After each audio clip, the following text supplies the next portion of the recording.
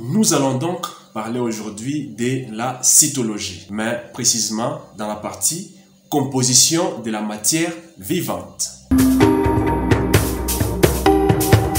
En 7e année de l'éducation des bases, il avait été démontré que l'être vivant est une structure complexe possédant donc une organisation qui repose sur plusieurs niveaux hiérarchisés, dont la cellule est le centre. Alors, les niveaux les plus bas est typiquement chimique, avec les atomes dont l'assemblage aboutit à la formation des molécules. Les élèves de la 3e année scientifique du complexe scolaire Lukolela à Gemena sont donc appelés à identifier toutes les substances chimiques présentes dans une cellule vivante. Les substances minérales sont composées surtout des autres éléments chimiques à l'exception du gaz carbonique, des ions de bicarbonate, du monoxyde de carbone, des hydrocarbures, etc. Les substances organiques contiennent toutes du carbone. Parmi les substances minérales, nous commençons avec l'eau. C'est le composé principal de la matière vivante. L'eau représente entre 60 à 70% du poids total du corps humain, environ 75% pour les nourrissons. L'eau se trouve dans l'organisme sous deux formes. L'eau libre, présente dans les différents compartiments de l'organisme, dont l'intracellulaire, le plasma sanguin, le lymphe, etc. L'eau liée. L'eau liée a des substances hydrosolubles comme les protéines. Ces liquides vitaux jouent de nombreux rôles dans la vie des êtres vivants. Ils jouent donc le rôle des thermorégulateurs.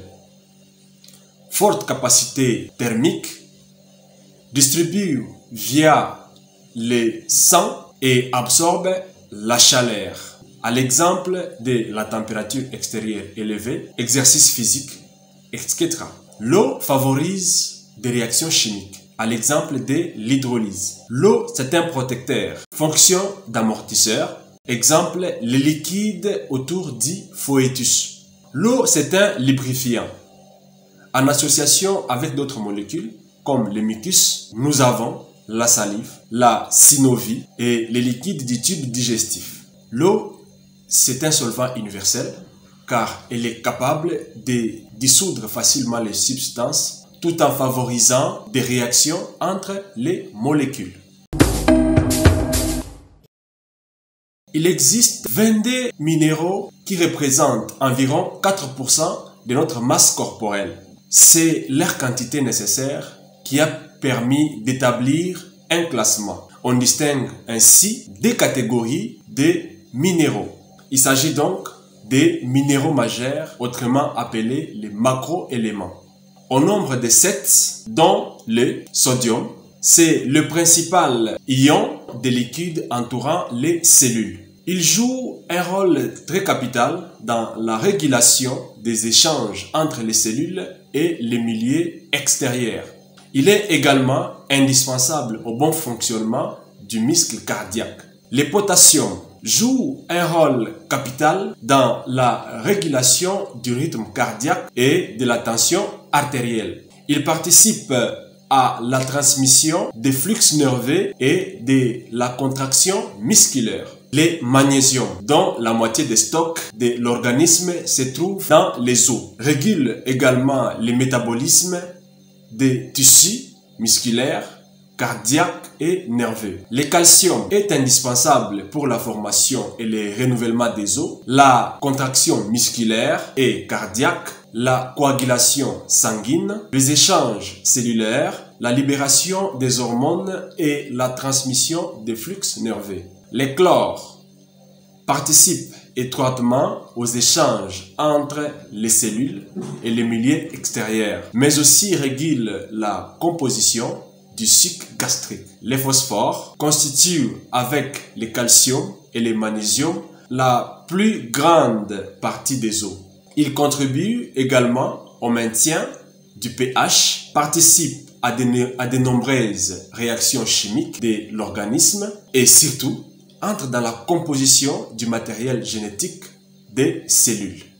Le soufre contribue à des différentes fonctions de l'organisme, notamment en régulant l'activité de certaines enzymes. Les matières que nous venons de citer sont appelées majeures car ils nécessitent des apports quotidiens importants. Par exemple, notre corps, pour bien fonctionner, mobilise 1 kg de calcium. Les oligo-éléments, au nombre de 15, dont le fer, le zinc, le sélénium, l'iode, le cuivre, le fluor, l'aluminium, l'arsenic, le barium, le brome, l'argent, le titane, le chrome, le cobalt, le manganèse. De simples traces de ces matières dans l'organisme sont suffisantes tout en étant indispensables. À E15, ils composent moins de 15 grammes de la masse corporelle. Les éléments présents à l'état de traces et potentiellement toxiques pour l'organisme tels que les cadmium, le plomb et le mercure. Les glucides sont très abondants dans la matière vivante. Toutefois, ils sont plus abondants dans le monde végétal que dans le monde animal. Chez les végétaux, ils constituent un composant important dans des parois cellulosiques. Les glucides complexes, autrement glucose ou galactose, sont organisés en chaînes carbonées formées par des successions de glucides simples. Les glucides jouent un rôle principalement dans le métabolisme énergétique. Les polymères tels que l'amidon chez les végétaux ou les glycogènes chez les animaux servent des réserves de glucose utilisées comme carburant par des cellules pour produire de l'énergie lors de la respiration. Les lipides sont également définis comme des molécules insolubles dans l'eau. La structure des lipides est variée. Ils sont formés d'une ou de 3 chaînes carbonées hydrophobes liées entre elles par une tête hydrophile. Les fonctions associées aux lipides sont aussi variées. Ce sont les constituants majeurs des membranes cellulaires. Ils forment des réserves énergétiques aussi bien chez les animaux que chez les végétaux. Certaines hormones impliquées dans la communication sont des lipides.